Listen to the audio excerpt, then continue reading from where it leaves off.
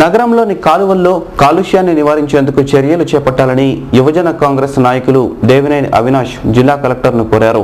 కాలువల ద్వారా దిగువ ప్రాంతాలకు స్వచ్ఛమైన త్రాగునీరు, రైతులకు సాగునీరు అందించే దిశగా చర్యలు చేపట్టాలని కోరారు.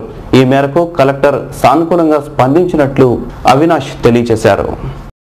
నగరంలో ఏలూరు, బందరు, రైవస్ కాలువల్లో పేరుకుపోతున్న చెత్త, ఇతర వ్యర్థ పదార్థాలను తొలగించేందుకు చర్యలు చేపట్టాలని యువజన కాంగ్రెస్ నాయకుడు దేవినేని అవినాష్ కలెక్టర్ను కోరారు.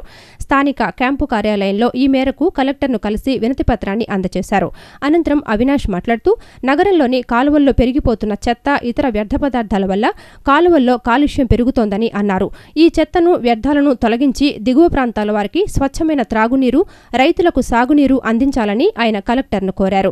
కలెక్టర్ సానుకూలంగా స్పందించారని, వెంటనే కాకపోయినా వీలైనంత త్వరగా కాలువల్లో చెత్త తొలగించే దిశగా చర్యలు తీసుకుంటామని హామీ ఇచ్చారని అవినాష్ తెలియజేశారు. మన బందర్ కెనాల్ ఉందో, అలాగే రైవేస్ కాలువ ఉందో, వాటిల్లో అనేక చెత్త పదార్థాలు కానివ్వండి, పాలిథిన్కి సంబంధించిన విషపూరితమైన పదార్థాలు కానివ్వండి నిలువ ఉండటం జరిగింది. రేపు ఒక వారం తర్వాత నీళ్ళు విడుదల చేస్తారు. ఆ ఒక నీళ్లు వ్యవసాయం కానివ్వండి, త్రాగునీటికి ఉపయోగపడే విధంగా ఇవి ఉంటాయి. అవి కనుక మనం క్లీన్ చేసుకోకపోతే డయేరియా, మలేరియా, అలాగే క్యాన్సర్ సంబంధించిన వ్యాధులు కూడా సోకి ప్రజలు ఎన్నో ఇబ్బందులు పడతారు. అందుకని ఈరోజు మేము కలెక్టర్ గారికి వచ్చి ఆ ఒక కెనాల్స్ యొక్క క్లీనింగ్ ప్రాసెస్ని స్టార్ట్ చేసి మా విద్యార్థుల తరపు నుంచి ఎటువంటి సాయం అందించాలని చెప్పని ఒక కోరితో ఒక రిప్రజెంటేషన్ ఇవ్వడం జరిగింది. అవినాష్ వెంట వర, దూడల రాజేష్ తదితరులు ఉన్నారు. MP Lagadapati Rajagopal outer ring road విషయంలో అధికార దుర్వినియోగానికి పాల్పడ్డారని టీడీపీ జిల్లా అధ్యక్షులు దేవినేని ఉమామహేశ్వరరావు ఆరోపించారు. గజెట్ నోటిఫికేషన్లో ఇచ్చిన దానికి భిన్నంగా ఔటర్ రింగ్ రోడ్డు డిజైన్ మార్పు చేసి ల్యాండ్కో భూములకు ఇబ్బంది లేకుండా మార్పులు చేయించారని ఆయన విమర్శించారు. దీనివల్ల సామాన్య మధ్యతరగతి వర్గాలకు చెందిన కొద్దిపాటి భూమి కోల్పోయే పరిస్థితి ఏర్పడిందని ఉమా ఆందోళన వ్యక్తం చేశారు. టీడీపీ కార్యాలయంలో ఏర్పాటు చేసిన విలేకరుల సమావేశంలో పార్టీ జిల్లా అధ్యక్షుడు దేవినేని ఉమామహేశ్వరరావు మాట్లాడుతూ outer ring road gazette notification ప్రకారం కాకుండా ల్యాంకో టౌన్షిప్ భూములకు ఇబ్బంది లేకుండా ఏర్పాటు చేశారన్నారు. ఇందుకు సంబంధించిన ప్లాన్ను ఆయన విలేకరుల ఎదుట ప్రదర్శించారు. ఇది రాజగోపాల్ అధికార దుర్వినియోగానికి నిదర్శనమని ఉమా వ్యాఖ్యానించారు. ఎన్హెచ్ అధికారులపై ఒత్తిడి తెచ్చి మార్పు చేయించడం వల్ల సామాన్య మధ్యతరగతి ప్రజలు తమ భూములు కోల్పోయే పరిస్థితి ఏర్పడిందన్నారు. ఇష్టారాజ్యంగా అవినీతికి పాల్పడిన అధికారుల చర్యలను ఉమా నిరసించారు. కలెక్టర్ ఆదేశాలు సైతం అధికారులు అమలు చేయకపోవడం శోచనీయమన్నారు. ల్యాంకో టౌన్షిప్ కి ఆనుకొని ఏదైతే ఔటర్ రింగ్ రోడ్ వెళ్ళింది, ల్యాంకో టౌన్షిప్ పార్లమెంట్ సభ్యుడు రాజగోపాల్కి సంబంధించిన ల్యాంకో పవర్ కొండపల్లికి సంబంధించిన ల్యాంకో టౌన్షిప్. అది ఆ టౌన్షిప్కి వెళ్ళి ఆనుకొని వెళ్ళిన ఓవరాల్ రింగ్ రోడ్డు తర్వాత అనూహ్యంగా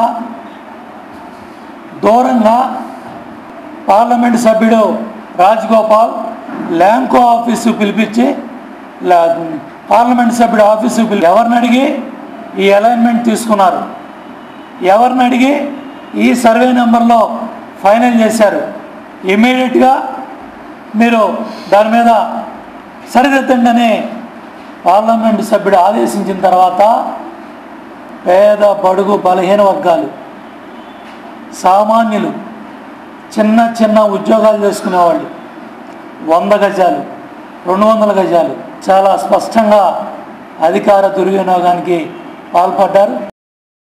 విలేకరుల సమావేశంలో టీడీపీ నేత బోండా ఉమా కూడా పాల్గొన్నారు.